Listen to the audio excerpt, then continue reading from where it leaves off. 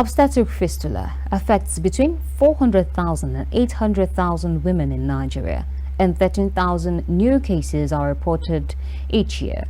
Nigeria is home to between 150,000 and 200,000 women who are thought to have the illness, making up a sizable share of all instances worldwide.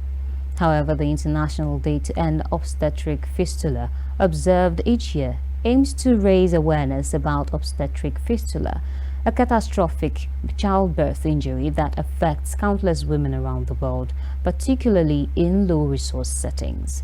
More on this report from our correspondent, INT'L.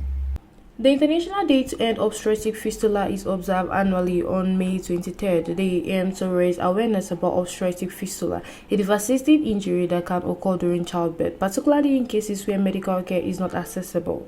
The aim of the International Day to End all forms of gynecological fistulas is mainly to create more awareness for women, especially those of reproductive age group, to be more health conscious and to make sure that they do not indulge in practices that can encourage the formation of both obstetric and gynecological fistulas. And what we mean by that is a lot of women, when they are in labor, they allow the labor to become prolonged.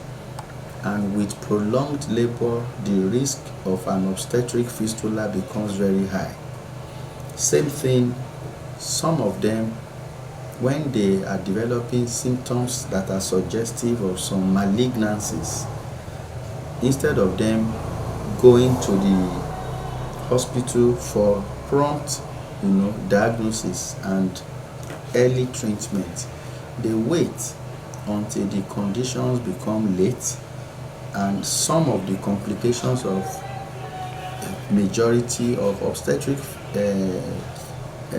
gynecological malignancies is the creation of fistulas. An example, in cervical cancers, vaginal cancers, those cancers can easily lead to the formation of obstetric fistula. But majority of fistulas in our environment are as a result of the complications of childbirth. And it is very rampant in young girls, especially from the Sahel regions of Africa, the north, eastern, north central, and northwestern part of Nigeria, parts of Chad, Niger Republic, Burkina Faso, Mali, and Algeria. The main case of obstetric fistula is prolonged obstructed labor, which damages the birth canal tissue. Also, extremely sex violence or surgical problems can also occasionally result in obstetric fistula.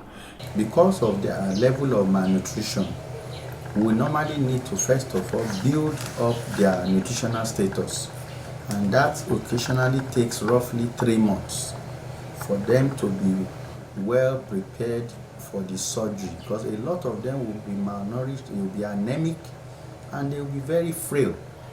So that alone is cost intensive. The surgery itself can be very dehumanizing. If you have ever witnessed, if you have the opportunity to witness a fistula surgery, it is an extensive surgery which only the very bold and emotionally sound practitioner will be able to carry out, because we are going to cut up a lot of things. So that alone is another issue. About 13,000 new instances of obstetric fistula are recorded each year in Nigeria, where the incidence is estimated to be 3.2 per 100 births. According to the UNFPA Nigeria, over 400,000 Nigerian women presently live with untreated obstetric fistula. This indicates that although this disorder is curable and preventive, a sizable portion of women are nonetheless impacted by it. Women with obstetric fistula often face several physical, psychological, and social consequences, including chronic incontinence, infections, depression, and stigma from their communities. Many are excluded from social, family, and economic activities. There is this practice of female genital cutting or female genital mutilation and other harmful traditional practices that is being meted out on women, some of which can even also lead to some form of gynecological fistulas. Efforts must be made, policies must be put in place to discourage women from going through all those harmful traditional practices. In order to drastically lower the number of cases of obstetric fistula, women should have timely access to high-quality maternal health service, especially emergency obstetric care, which includes timely cesarean sections and skilled birth attendants. Socio-economic factors that lead to early marriage and limited access to healthcare should also be addressed, and women should be empowered through education and family planning. Esther Ugbe reporting for KAFTAN TV News.